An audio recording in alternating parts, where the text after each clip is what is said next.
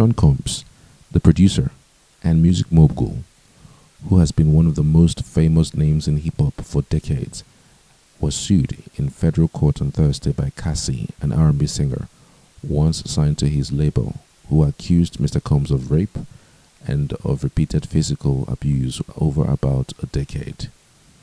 In the suit filed in the Federal District Court in Manhattan, Cassie, whose real name is Casandra Ventura, and who had long been Mr. Combs' romantic partner, says that not long after she met him in 2005, when she was 19, he began a pattern of control and abuse that included plying her with drugs, beating her, and forcing her to have sex with a succession of male prostitutes while he filmed the encounters. In 2018, the suit says near the end of their relationship, Mr. Combs forced his way into her home and raped her. After years in silence and darkness, Ms. Ventura said in a statement, "I am finally ready to tell my story and to speak up on behalf of myself and for the benefit of other women who face violence and abuse in their relationships." In response, a lawyer for Mr. Combs, Ben Brafman, said Mr. Combs vehemently denies these offensive and outrageous allegations. For the past 6 months, Mr. Combs has been subjected to Ms. Ventura's persistent demand of $30 million under the threat of writing a damaging book about their relationship, which was unequivocally rejected as blatant blackmail. Despite withdrawing her initial threat, Ms. Ventura has now resorted to filing a lawsuit riddled with baseless and outrageous lies, aiming to tarnish Mr. Combs' reputation and seeking a payday. Douglas Wigdor, a lawyer for Ms. Ventura, said the parties had spoken before the suit was filed. Mr. Combs offered Ms. Ventura 8 figures to silence her and prevent the filing of this lawsuit. He said she rejected his efforts. Ms. Ventura's case is the latest in a series of sexual assault civil suits filed recently against prominent men in the music industry, including Steven Tyler of Aerosmith, the executive L.A. Reid, and Neil Portnow, the former head of organization behind the Grammy Awards. Mr. Portnow has denied the accusation. Mr. Tyler and Ms. Reid have not responded. Mr. Combs founded Bad Boys in 1993 and became one of the primary figures in the commercialization of hip-hop, working with stars like the Notorious B.I.G. and Mary J. Blige.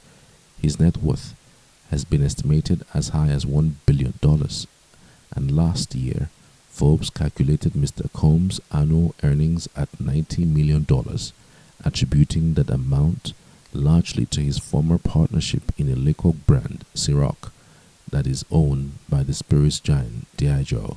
Mr. Combs, who in his career has variously been known as Puff Daddy, Diddy, and Love, may be the most famous music executive of his generation, but the suit depicts Mr. Combs as a violent person who, beyond repeatedly assaulting Ms. Ventura, asked her to carry his gun in her purse, and the suit suggests he was responsible for blowing up the car of a rival suitor. In one incident, the suit says Mr. Combs dangled a friend of Ms. Ventura's over a 17th-floor hotel balcony. In naming additional defendants, the court papers assert that others who worked with Mr. Combs had helped him to control Ms. Ventura, at times by threatening her with retribution, like suppressing her music if she did not obey his orders, or by helping to conceal his behavior. The suit, which names Mr. Combs and a number of his associated companies as defendants, seeks unspecified damages. According to Ms. Ventura's suit, she was swept into Mr. Combs' jet-set lifestyle not long after meeting him and signing with Bad Boy, which released her debut album in 2006. But the suit says he soon began to assert an extraordinary level of command over her life. In addition to controlling her career, he paid for her car, apartment, and clothing, and even had access to her personal medical records. According to the suit, the result from an MRI scan she had for memory loss, possibly caused by drug use or by a beating she said she suffered from Mr. Combs, went down. directly to Mr. Combs. Mr. Combs also provided Miss Ventura with copious amounts of drugs, including ecstasy and ketamine, and urged her to take them, the suit says, and often became violent, beating her multiple times each year. The suit says Mr. Ventura never went to the police because she feared it would merely give Mr. Combs another excuse to hurt her. In one incident in Los Angeles in 2009, the suit says Mr. Combs became enraged when he saw Miss Ventura talking to another talent agent, then pushed her into a car and kicked her repeatedly in the face, making her bleed. According to the suit, Mr. Combs then had his staff bring her to a hotel room to recuperate for a week. She asked to go home to her parents, but Mr. Combs refused, the suit says. The suit says that after seeing the violent repercussions of rejecting Mr. Combs and the extent to which he would isolate her from her support network, Ms. Ventura felt that saying no to Mr. Combs would cost her something: her family, her friends, her career, or even her life. And though she tried to leave Mr. Combs, the suit says he sent his employees to lure her back. Ms. Ventura's suit includes several accounts of her unsuccessful attempts to escape Mr. Combs' control.